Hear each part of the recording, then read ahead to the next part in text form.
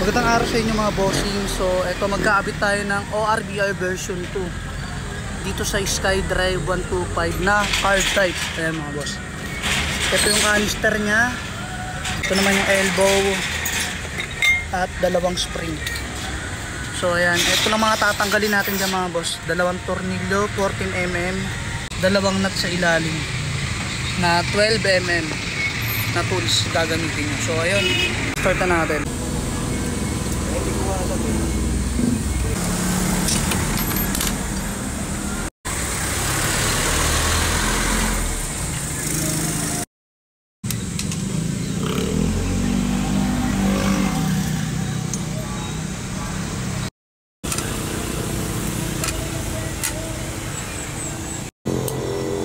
So ayan, nakabit na natin mga boss. Sound check na natin to.